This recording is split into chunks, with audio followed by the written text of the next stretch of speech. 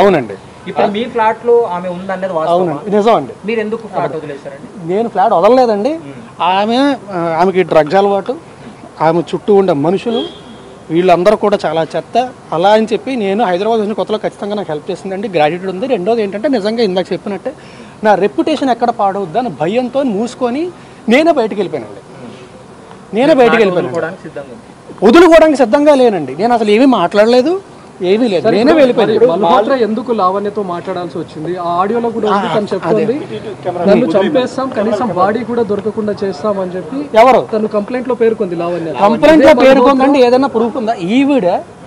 ఈవిడే నేను మళ్ళీ చెప్తున్నానండి. So I can't talk on behalf of which is not right. So ఆవిడని బెదిరించిందండి. వాళ్ళ అన్నయ్యతోని చాలా ఫిల్తీ లాంగ్వేజ్లో మాట్లాడింది. ఇదంతా జరిగింది. ఇవన్నీ కూడా వాళ్ళ దగ్గర ఉన్నాయి. వాళ్ళు కంప్లైంట్ ఫైల్ చేస్తారండి. I can't talk on behalf of because it's not right. Clarity ఇవ్వండి. అంటే మీరు ప్రతి ఇంటర్వ్యూలో కూడా పెళ్లి చేసుకోవాలని చెప్తున్నారు, కానీ ఆమె చెప్తున్నటువంటి వాటిలో పెళ్లి చేసుకుంటానని నమ్మించి మోసం చేశాడు. ఏమంటే పెళ్లి చేసుకుంటా నమ్మించి మోసం చేశానని ఒక దగ్గర చెప్తుంది, మాకు ఆల్రెడీ పెళ్లి అయిందని ఇంకో దగ్గర చెప్తుంది. గుడిలో పెళ్లి చేసుకున్నా అది చెప్తే అబద్ధం చెప్పడం మొదలు పెట్టినప్పుడు ఏ అబద్ధం అనేది చెప్తారండి. నేను నించోని నిజం చెప్తున్నా. నేను ఇందాక కూడా నేను మీ భయపడి మమ్మల్ని ఎవరి వెళ్ళిపోతాను కదా, నిజంగా ఎంతో ఒక నిమిషం మాట్లాడాలి కాబట్టి కారు ఎక్కానంటే మా డ్రైవర్ తెలియక తీసాడు. అందుకే డ్రైవర్ని కూడా దిగమన్నా అప్పుడైనా సరే 1 మినిట్ ఆగుతారు మాట్లాడి వచ్చేద్దామని చెప్పి. నాకు అసలు మీడియాని అవాయిడ్ చేద్దాం అనుకుంటే అసలు ఎక్కడ దాకా కూడా. మీరు లావణ్యతో రిలేషన్షిప్ వదులుకోవడానికి కారణం ఏంటి? తను డ్రగ్స్ తీసుకుంటుందని తెలిసిన తర్వాత వదులుకున్నారా, లేకపోతే ముందు నుంచే వదులుకున్నారా? ఏమండి, 2-3 ఏళ్ళు అంత బాగానే ఉంది. ఆ తర్వాత మా దగ్గర ఎటువంటి రిలేషన్షిప్ అంటే శారీరకంగా కానీ ఎలాంటిది లేదండి.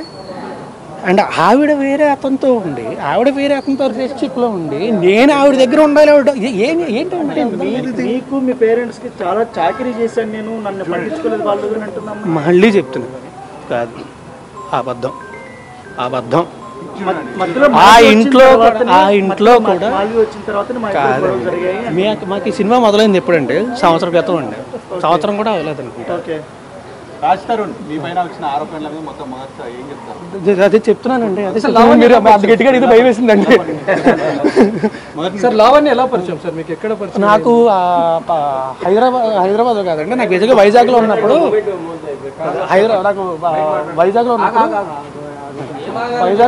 నాకు ఫేస్బుక్లో పరిచయం అండి. హైదరాబాద్ వచ్చింది. సరే వెళ్ళిపోతాం. సో నాకు వైజాగ్లో పరిచయం అండి. హైదరాబాద్ వచ్చిన తర్వాత ఇనీషియల్గా నేను ఒక దీనికోసం సినిమా గురించి వచ్చినప్పుడు హైదరాబాద్ వచ్చినప్పుడు ఇనీషియల్గా అప్పటి నుంచి పరిచయం అండి నాకు. అంటే ముందు నుంచే మీరు పెళ్లి చేసుకుందామని రిలేషన్ స్టార్ట్ చేశారు, లేకపోతే ఫ్రెండ్షిప్గా ఉండి అలా ఒకరికొకరు ఇష్టపడి పెళ్లి చేసుకుందామని అనుకున్నారు? లేదండి, రిలేషన్షిప్ అనేది ఉండేదండి. అప్పట్లో ఉండేదండి, 2-3 ఇయర్స్ అండి. ఆ తర్వాత లేదండి. బట్ నాకు పెళ్ళి అనే ఉద్దేశం ఎప్పుడూ లేదండి. మీరు అడిగే విధానం బట్టి ఎక్కడ వస్తుంది. ఎందుకంటే మీరు అన్నట్టుగా తనను పెళ్లి చేసుకోవాలి లేకపోతే తనతో రిలేషన్స్లో ఉన్నామండి. కాదండి, అంటే మనసులో ఎక్కడో ఉండేదండి, ఖచ్చితంగా ఉండేదండి. అంటే మేబీ అయితే బాగుంటుంది, మంచిది, డెఫినెట్గా బాగుంటుంది, అయితే బాగుంటుందని ఖచ్చితంగా ఉండేదండి. అందులో డౌట్ లేదండి, అది ఖచ్చితంగా ఉండేది.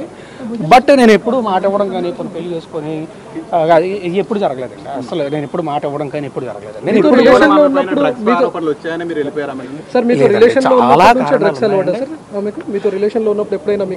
రెండు 3 ఏళ్ళ తర్వాత స్టార్ట్ అయింది. అంటే ఆమె మీకు కూడా తీసుకొని వచ్చానని చెప్పింది, ఒకసారి చెప్పింది. ఏమండి, నేను నా జీవితంలోని నేను ఈ రోజు దాకా ఎప్పుడు డ్రగ్స్ ముట్టుకోను. ఇది పచ్చి నిజం. కావాలంటే నా హెయిర్ ఇస్తా, నా బ్లడ్ ఇస్తా, అన్నీ ఇస్తా. ఇది కూడా మీరు అనుకోవచ్చు మేబీ 4 రోజుల తర్వాత ఇది అదే. నేను జీవితంలో ఎప్పుడు ముట్టుకోను కూడా. ఇప్పుడు లావణ్యను బలవంతంగా డ్రగ్స్ కేసులో ఇరికించారు తప్ప నాకు డ్రగ్స్ 45 రోజులు జైల్లో. ఒకటి చెప్తాను, ఇప్పుడు నేను ఆవిడ డ్రగ్స్ కేసులో ఇరికించేంత సీన్ నాకుంటే నాకు ఈ పరిస్థితి రాదు కదా. ఈరోజు ఈ పరిస్థితి రాదు కదా. దీని నుంచి కూడా ఎవడో అవాయిడెడ్ ఎట్లా. అంటే ఇప్పుడు మీరు రిలేషన్షిప్లో ఏమండి, మేము కలిసి సినిమా చేసాం. అతి త్వరలో సినిమా రిలీజ్ మరి ఆమె ఎందుకు లావణ్యతో ఫోన్లో మాట్లాడింది? ఈవిడ ఆమెతోనే కాదండి, నాతో పనిచేసిన డైరెక్టర్స్, నా ఫ్రెండ్స్ అందరికీ ఆమె ఫోన్లు చేసిందండి, అందరికీ ఫోన్లు చేసి బెదిరించింది. అండ్ మళ్ళీ ఇందాక చెప్పినట్టే I can't talk on behalf of her. వాళ్ళు కంప్లైంట్ ఫైల్ చేస్తారండి, నా సైడ్ నుంచి నేను ఫైల్ చేస్తాను. కంప్లైంట్ ఫైల్ చేసిన తర్వాత డీటెయిల్డ్గా మళ్ళీ నేనే ప్రెస్ మీట్ పెట్టి ఏం కంప్లైంట్ ఫైల్ చేశాను నేను ఇప్పుడు ఏం చెప్పానండి. కంప్లైంట్ ఫైల్ చేసిన తర్వాత సార్ ఇప్పుడు లావణ్య ఎన్నో ఫోటోలు మీడియాకి రిలీజ్ చేసింది, దానిపైన మీరు ఏం చెప్తారా? అంటే అందులో మీ ఫ్యామిలీ మెంబర్స్ ఉన్నారు. అదే అండి, మీరు పెళ్లి చేసుకున్నాం అని చెప్పింది అంటున్నారు. ఇందాక మీరేం అడిగారు? పెళ్లి చేసుకుంటానని మాట ఇచ్చాడు అని చెప్పింది అని చెప్తున్నారు. ఓకే అని చెప్తున్నారు. సో తను రకరకాలు చెప్తున్నప్పుడు నేనేం చేయగలను?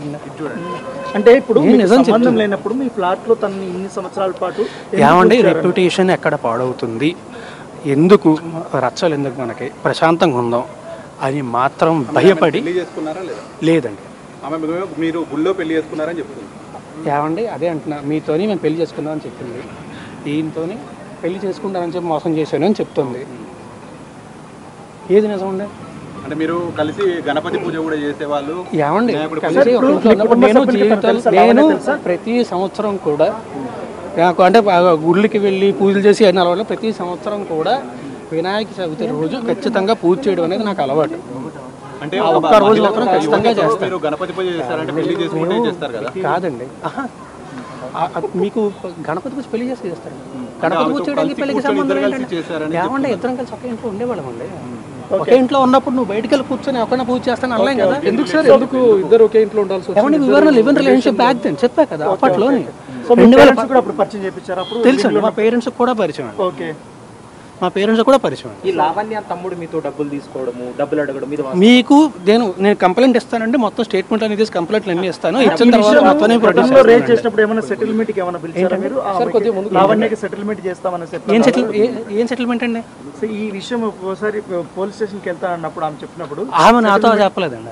నేను సెటిల్మెంట్ కి నేను ఎప్పుడు మాట్లాడలేదండి, ఆమె కూడా నాతో మాట్లాడలేదండి. ఈమె ఆవిడికి ఫోన్ చేసిందండి, ఆమె అది మళ్ళీ సారీ అది కూడా మళ్ళీ చెప్తున్నా, అది ఆమె కంప్లైంట్ ఫైల్ చేస్తుంది. It's not right for me to talk on behalf of. 11 ఏళ్ల రిలేషన్ లో ఏనాడు రాస్తారుని ఇబ్బంది పెట్టని లావణ్య ఈ రోజే ఎందుకు కంప్లైంట్ చేయడానికి వచ్చింది? ఈ రోజు ఏనాడు ఇబ్బంది పెట్టలేదు సార్. ఏనాడు ఫిర్యాదు చేయని లావణ్య 11 ఏళ్ల తర్వాత ఈ రోజు ఎందుకు పోలీసులను ఆశ్రయించాల్సి వచ్చింది? రాస్తారుని గురించి ఎన్నో విషయాలు ఎందుకు బయట పెట్టాల్సి వచ్చింది? ఎందుకంటే అంటే నాకు తెలిసే నేను వీని కన్సల్టింగ్ లీగలీ బికాజ్ నా చుట్టుపక్కల ఉన్న వాళ్ళందరినీ ఆమె ఫోన్ చేసి ఇబ్బంది పెడుతుందని చెప్పి నేను లీగల్గా కన్సల్ట్ చేస్తున్నానండి. కన్సల్ట్ చేస్తున్న విషయం తనకు తెలిసి ఉంటుంది, నాకంటే ముందే తను స్టెప్ తీసుకుందాం అని చెప్పి తనకి ఏవండి స్టార్ట్ అయితేనే ఇవన్నీ జరిగాయని తన వర్షన్. ఆమె ఏదన్నా చెప్తుంది. సార్ చివరిగా మీరు ఎప్పుడు కలిసారు సార్ లావణ్య? ఏళ్ళు కాదండి, మంత్స్ అయిందండి.